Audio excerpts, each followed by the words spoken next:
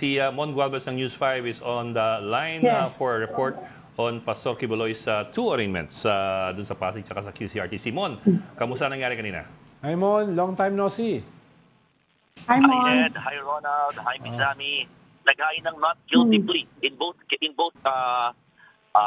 regional trial courts, no, in Pasig and in QC, itong kampo ni Kingdom of Jesus Christ founder Pastor Apollo Kibuloy. First dun sa Pasig sa kasong qualified human trafficking, habang dun naman sa QC for the cases na may child and sexual abuse. Ang sinasabi ng legal counsel ng pastor na si Attorney Israelito Torion, talagang wala naman doon kasing kasalanan ng kanilang kliyente, kaya naman yun ang kanilang inihain na plea.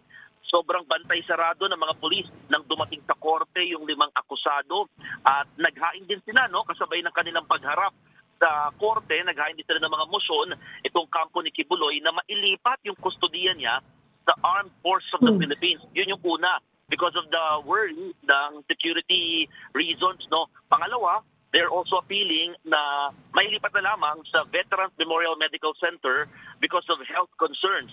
At pangatlo, mayroon pa silang motion na kung pwede daw, mag-house arrest na lang doon sa Davao, doon sa tinatawag na Prayer Mountain, no, na pagmamayari nga ni Pastor Kibuloy, in which dadalo na lang daw sila via video conferencing. Pero agad itong tinutulan ng prosecution at habang dinidinig nga yung motion, ang sabi ni Judge sa Pasig, mananatili muna ang pastor sa PNP Custodial Center habang pinalilipat naman yung 4 na iba pang akusado sa Pasig City Jail, lalo't wala naman daw nakitang security risk sa mga ito other than the pastor, according na rin sa PNP. And the PNP is now just waiting for the court order para mailipat na nga yung other accused other than Pastor Kibuloy dun sa Pasig City Jail. And now, after nung pagharap naman nila sa QC, RTC kanina, doon mas limited yung info na nakukuha natin kasi nga due to its family court, no, so very konti lang yung info or limited yung pinapayagan na info na mailabas din ng magkabilang kampo. Pero Amon, hindi ba nalito yung korte sa dami ng magkakaibang request?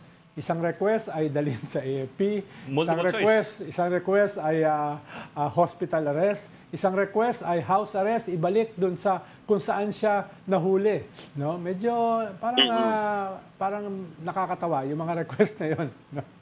Oo, ang dami. Nagulat nga raw yung prosecution with all those multiple requests, Ronald, no?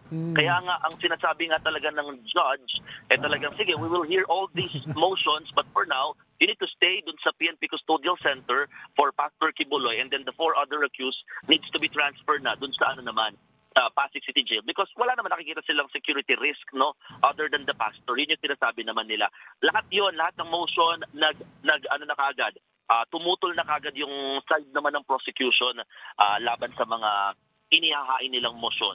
Pero Mon, seryoso ba silang, are they seriously asking the court for permission to have him house arrest sa Prayer Mountain? Yung KOJC na nga lang na flatland, nagbubungkal sila lang kung saan-saan para mahanap siya, tapos ilalagay pa siya sa Prayer Mountain. Medyo nakakatawa yung request na yun.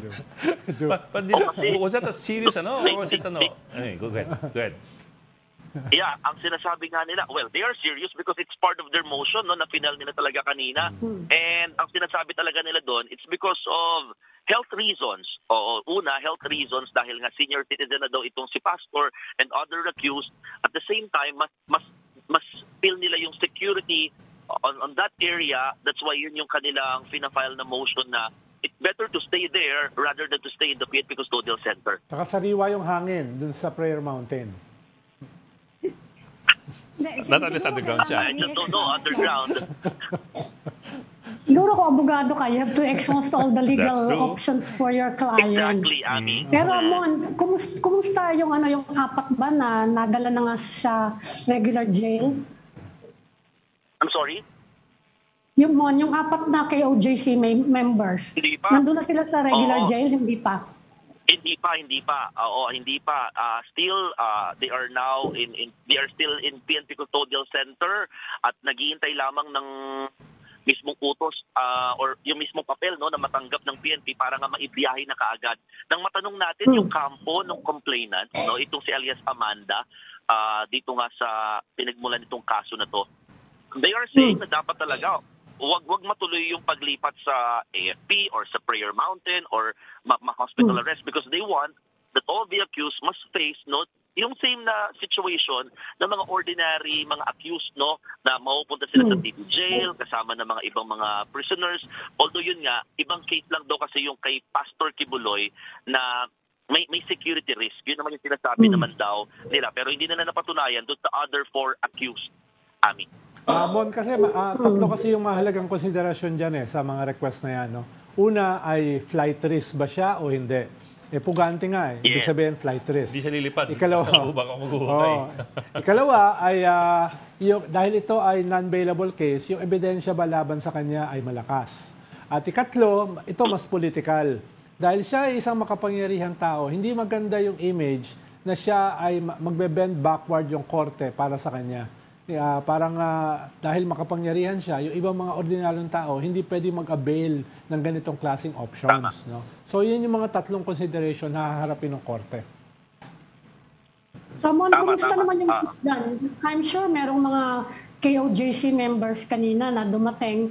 Ano naman yung mood? Wala namang banggulo? Wala bang namalo sa'yo ng post placard? You know what, Ami? I'm actually surprised.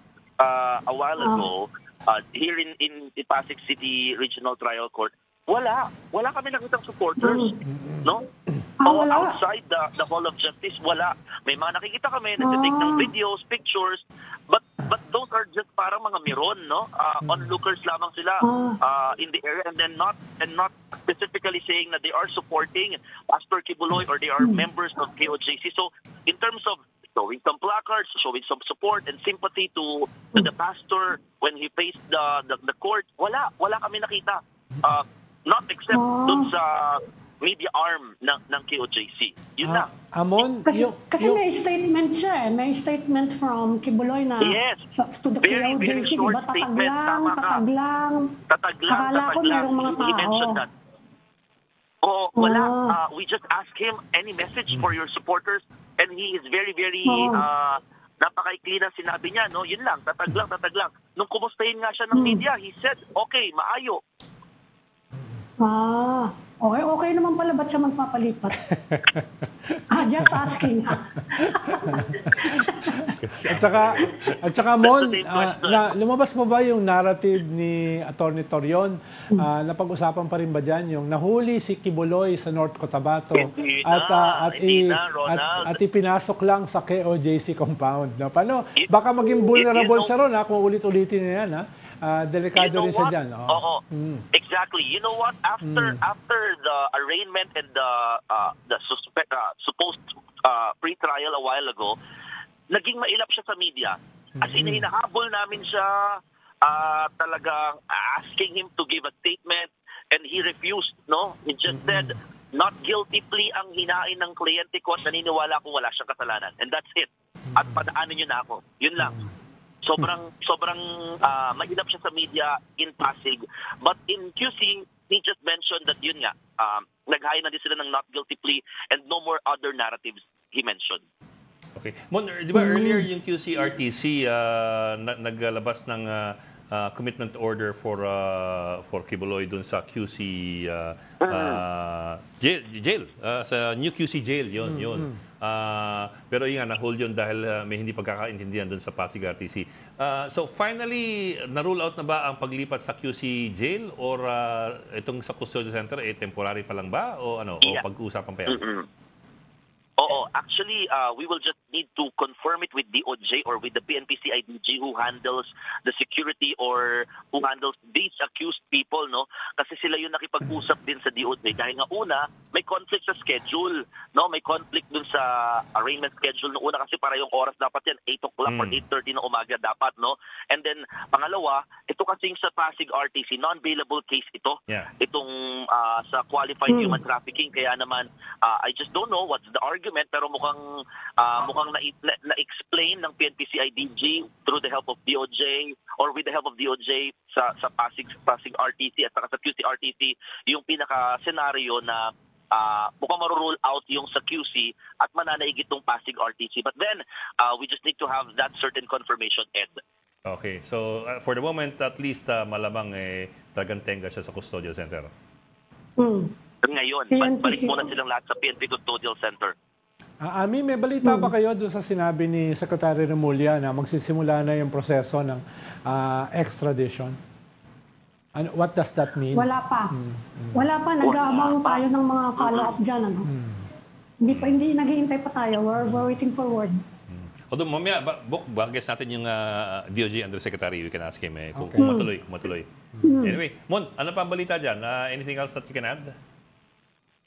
Well, again, the accused, no, dinala ulit sila sa PNP Custodial Center and naghihintay lamang ngayon ng mismong matanggap nga ng PNP yung court order para nga maipiyahin na rin kaagad, no, before 5 p.m. if ever itong 4 na akusado maliban kay Pastor Kibuloy. Okay. Maraming salamat ang News 5 reporter na si Mon Gualvez. Salamat, Mon. Thank you, Mon.